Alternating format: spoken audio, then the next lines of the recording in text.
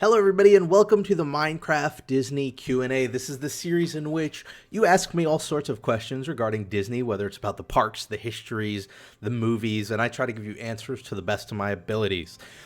This week I've got four cool questions. We're just going to jump right in.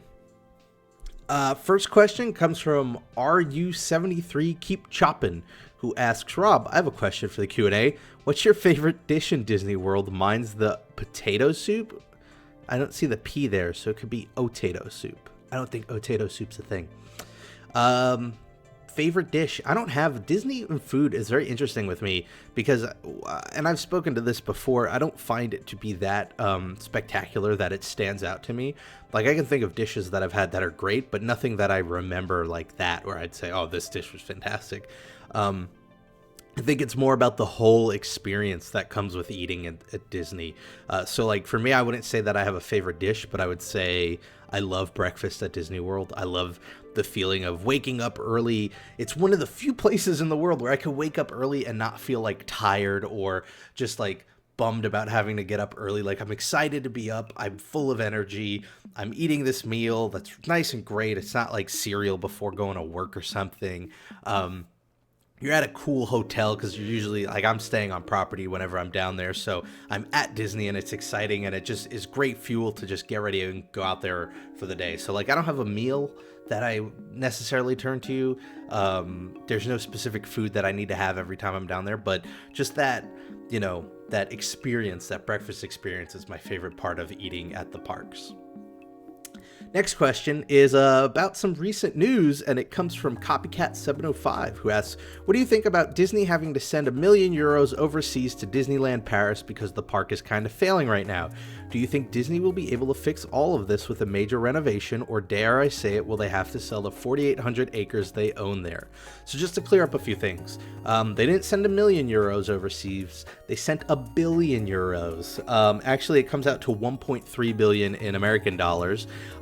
And also, it isn't because the park's kind of failing, it's more like the park's not growing and being maintained in the same style that I think the ones in America are, and what the, you know, company is used to. So it's not like it's a bailout that's going to prevent them from shutting down. It's more like a package that's going to help them to grow the parks a bit, clean them up a bit, spruce them up, make them fresher, and maybe draw in some new guests. And I think that's really smart. Disney, you know, I don't have access to their financial information, but I think it's a no-brainer when you consider all of the properties they're buying that they've got plenty of capital to spend, and sending some over to these sister parks in Europe definitely help improve their brand, you know, both from making the park a better place to go to, but also, I mean, that looks good. It looks good to look at the news and say, hey, look, you know, people are complaining about the quality of the service in this park, and so we're going to make up for it by sending all this money for the, you know, the next decade so that they could clean them up and make it better. And I'm excited to see what they do with it.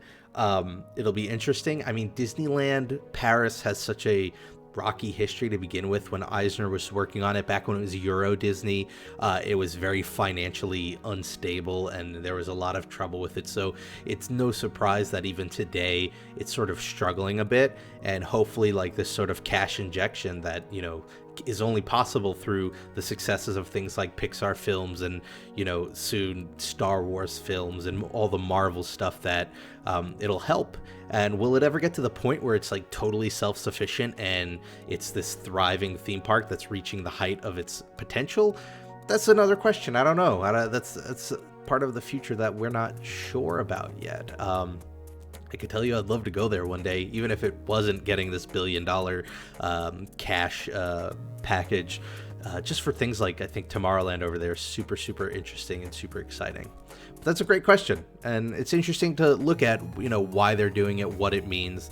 I think this is 100% good news for everybody involved, both Disney and the parks, and the people who visited. Our next question comes from Laugh-A-Lot54. This is a pretty simple one. Rob, has there ever been any female CEOs? I think it would be awesome if they had a female CEO. So I guess if you're asking about Disney specifically, no, they've never had a Disney female CEO running Disney. If you mean business in general, yeah, there have been plenty of female CEOs. But I think it'd be awesome if they had a female CEO. Sure. I think when it comes to CEO, their job is to run the company. And I think the best person to do that is the best person to do that. It doesn't matter what their gender is, their race, their sexual orientation, anything about them, personally. I don't think, as long as they're good at running a company, and especially a company as large as Disney, then they're good for the job. And I think it'd be interesting to see. I think it'd be a cool, it would create a cool role model for younger girls out there who might want to get into the business world. It's obviously a very male dominated space that has been changing over the past few decades, and that would certainly be a very positive side effect to having a female CEO. But at the end of the day, I think it has to start with making sure that whoever it is, no matter what gender they are or what color their skin or anything like that, that they're good enough at business that they can run the company. And like I said, there have been other companies that are super successful that have female CEOs, so it's not like it's the sort of thing that's limited to a certain group. Anybody could do it. And then our final question this week comes from Matt Lipka, who asks, "Hey Rob, what Disney character do you think is underrepresented in the park? I personally think that Oswald is underrepresented, and that a ride based on the video game would have been cool. Thanks and have a magical day." So I guess the video game in question, of course, he's talking about Epic Mickey, which sort of introduced Oswald when Disney reacquired the rights to Oswald the Rabbit, who is, of course, the character that Walt Disney came up with before Mickey Mouse and before, he had his own company going. As to who I think is underrepresented, I think Disney's really quick to act on the popularity of certain characters, so I think it's very hard to come to the conclusion that any one character is underrepresented. I think there are some that don't get a lot of representation, but I think it'd be on par with their popularity. We could look at, John Smith from Pocahontas. You don't really see him anywhere, right? But at the same time, Pocahontas isn't as relevant in pop culture as it was in the late 90s, when he was probably easier to find. So I think in that case, it's hard to say if there's anyone underrepresented. I can tell you that there are more characters that I would love to see more of. But I know from a business perspective, it would make no sense. I'm a huge Rocketeer fan. Throw the Rocketeer in the parks. That'd be fantastic. It would make zero sense right now because that was such an old film that I think a lot of younger people don't even know about, and it wasn't even a major film when it came out, relatively speaking, so it would make no sense. But I would love to see, like, the Rocketeer. I'd also love to see them reboot the Rocketeer. Disney, take that idea. Please reboot the Rocketeer. I would love to see it happen. Anyway, thank you guys for your questions this week. If you have a question you would like to have answered, just leave it in the comments below. I try to get to all of them. Even if I don't get to them in the video, I try to, at the very least, answer them in the comments themselves. If you want to ask it directly, you can do so through Twitter. I'm at RobPlays on Twitter, and I'm RobPlaysThatGame on Facebook and Instagram. I want to thank you all for tuning in. I want you all to have a fantastic week. Whatever you're doing, make the most of it because it makes it that much better. And I hope to see you all next time for the next episode of the Minecraft Disney Q&A. Bye, everybody.